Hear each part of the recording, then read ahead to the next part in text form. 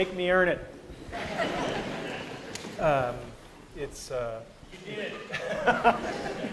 wonderful to be here. What Indira didn't tell you is that this lecture series used to be called The Last Lecture.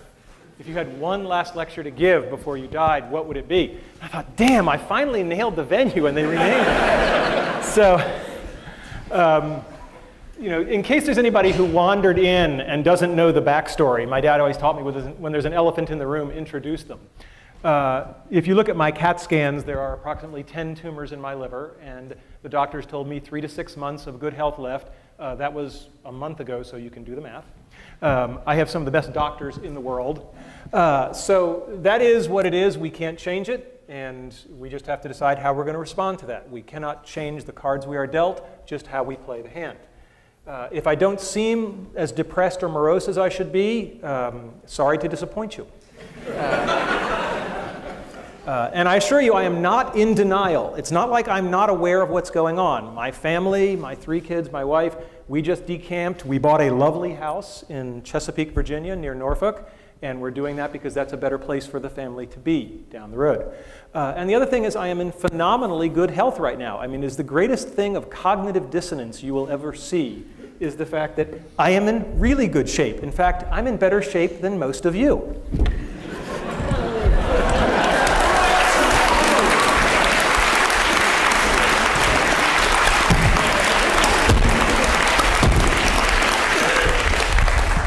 So anybody who wants to cry or pity me can come down and do a few of those, and then you may pity me.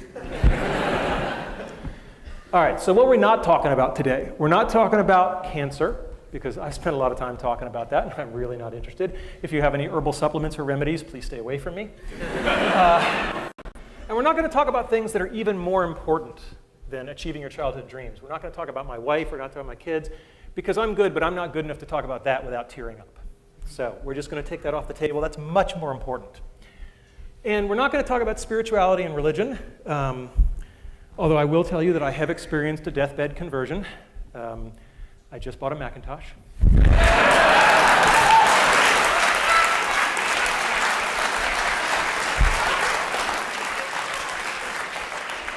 Now, I knew I'd get 9% of the audience with that, but... All right, so what is today's talk about then? It's about my childhood dreams and how I've achieved them. I've been very fortunate that way. How I believe I've been able to enable the dreams, of others.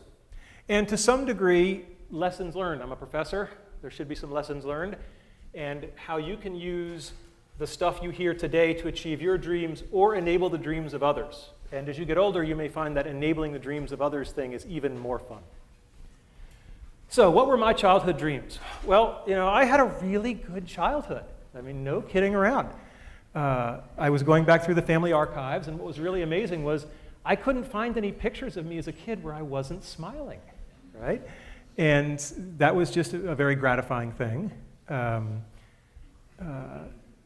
was our dog, right? Aw, thank you. And there I actually have a picture of me dreaming. Right? And I did a lot of that, There's a lot of wake-ups, And it was an easy time to dream. I was born in 1960, right? When you're 8 or 9 years old and you look at the TV set and men are landing on the moon, anything is possible.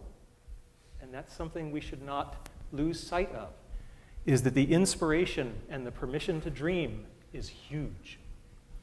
So what were my childhood dreams? You may not agree with this list, but I was there. Being in zero gravity, playing in the National Football League, authoring an article in the World Book Encyclopedia. I guess you can tell the nerds early. Being Captain Kirk. Anybody here have that childhood dream? Not at CMU, no. I wanted to become one of the guys who won the big stuffed animals in the amusement park, and I wanted to be an Imagineer with Disney, right? These are not sorted in any particular order, although I think they do get harder, except for maybe the first one. Okay, so being in zero gravity. Now, it's important to have specific dreams. I did not dream of being an astronaut, because when I was a little kid, I wore glasses, and they told me, oh, astronauts can't have glasses. And I was like, I didn't really want the whole astronaut gig. I just wanted the floating. So, and as a child, prototype 0.0. But that didn't work so well. And it turns out that NASA has something called the Vomit Comet that they use to train the astronauts. And this thing does parabolic arcs. And at the top of each arc, you get about 25 seconds where you're ballistic, and you get about a rough equivalent of weightlessness for about 25 seconds. And there is a program where college students can submit proposals, and if they win the competition, they get to fly. And I thought that was really cool, and we had a team, and we put a team together, and they won, and they got to fly. And I was all excited because I was going to go with them. And then I hit the first brick wall, because they made it very clear that under no circumstances were faculty members allowed to fly with the teams. I know, I was heartbroken, right. I was like, but I worked so hard. And so I read the literature very carefully, and it turns out that NASA, it's part of their outreach and publicity program, and it turns out that these students were allowed to bring a local media journalist from their hometown.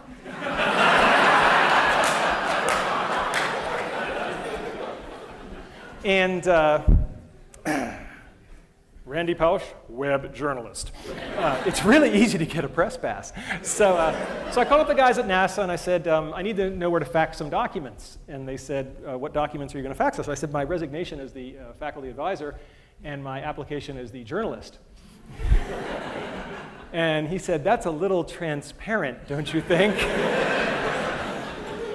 And I said, yeah, but our project is virtual reality, and we're going to bring down a whole bunch of VR headsets, and all the students from all the teams are going to experience it, and all those other real journalists are going to get to film it.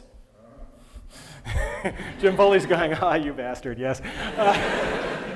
And the guy said, here's the fax number. And indeed, we kept our end of the bargain, and that's one of the themes that you'll hear later on in the talk, is have something to bring to the table, right? Because that will make you more welcomed. And if you're curious about what zero gravity looks like, hopefully the sound will be working here. It's on. All right, go get him, Mozzie. This is fantastic. It's just amazing. It's nothing like I expected. We are having a great There I am. I don't think any of us have on this so far. This is awesome. You got one, Mozzie, that's good. You got a ball for you, Mons. You do pay the piper at the bottom. So, childhood dream number one? Check. All right, let's talk about football. My dream was to play in the National Football League. And most of you don't know that I actually no. No, I did not make it to the National Football League. But I probably got more from that dream and not accomplishing it than I got from any of the ones that I did accomplish. I had a coach. I signed up when I was 9 years old. I was the smallest kid in the league by far. And I had a coach, Jim Graham, who was 6'4". He had played linebacker at Penn State. He was just this hulk of a guy, and he was old school. Okay, I mean really old school. Like he thought the forward pass was a trick play. And he showed up for practice the first day, and this big hulking guy. We were all scared to death of him, and he hadn't brought any footballs. How are we going to have practice without any footballs? And one of the other kids said, excuse me, coach, but there's no football. And Coach Graham said, right, how many men are on a football field at a time? So he said, 11 on a team, 22. And Coach Graham said, all right, and how many people are touching the football at any given time? Well, one of them. And he said, right, so we're going to work on what those other 21 guys are doing. And that's a really good story because it's all about fundamentals. Fundamentals, fundamentals, fundamentals. You've got to get the fundamentals down because otherwise the fancy stuff isn't going to work. And the other Jim Graham story I have is there was one practice where he just rode me, all practice. Just, you're doing this wrong, go back and do it again, you owe me, you're doing push-ups after practice. And when it was all over, one of the other assistant coaches came over and said, yeah, Coach Graham rode you pretty hard, didn't he? I said, yeah. He said, that's a good thing. He said, when you're screwing up and nobody's saying anything to you anymore,